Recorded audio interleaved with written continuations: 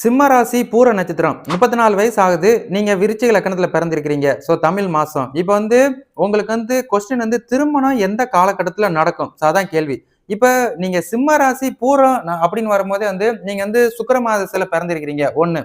2வது நீங்க சூரிய மாதத்துல டிராவல் பண்ணியிருப்பீங்க 2. 3வது சந்திர மாதத்துல வந்திருப்பீங்க. இப்ப 4வது உங்களுக்கு செவ்வாய் தசை இப்போதைக்கு நடந்துகிட்டு இருக்கும். இல்லன்னா சந்திரனே திசை நடத்திட்டு இருப்பாரு. இந்த கான்செப்ட்ல தான் நீங்க இருப்பீங்க.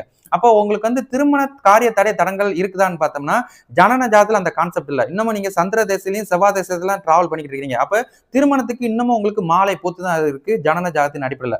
சோ ஒரு சிலருக்கு தோஷம் பெற்று இருந்தா இது இழுத்தடிக்கும். சோ தோஷம் பெற்றிருந்தாலும் இப்ப நீங்க 34வது வயசுக்கு வந்துட்ட ஒரு காரணத்தினால அதுவும் தோஷ நிவர்த்தி கன்சிடர் தான். சரிங்களா? அதனால நீங்க என்ன பண்றீங்கன்னா, இன்னைக்கு டேட்டுக்கு பொண்ணு தேட ஆரம்பிச்சிருங்க. ஸோ பொண்ணை தேடுங்க. இல்லை நீங்கள் ஆணா இருந்தால் பொண்ணு தேடுங்க, பெண்ணா இருந்தால் ஆணை தேடுங்க. அதை உங்கள் வீட்டாளங்களாம் சொல்லி பொண்ணு மாப்பிள்ளை பார்க்க சொல்லுங்க.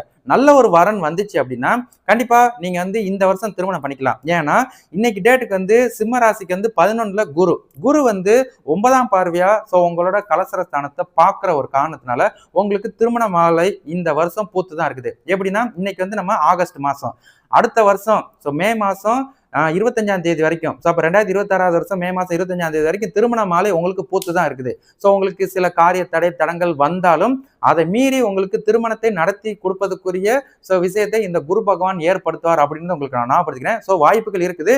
இதை நீங்க தான் பயன்படுத்திக்கிடணும். சரிங்களா?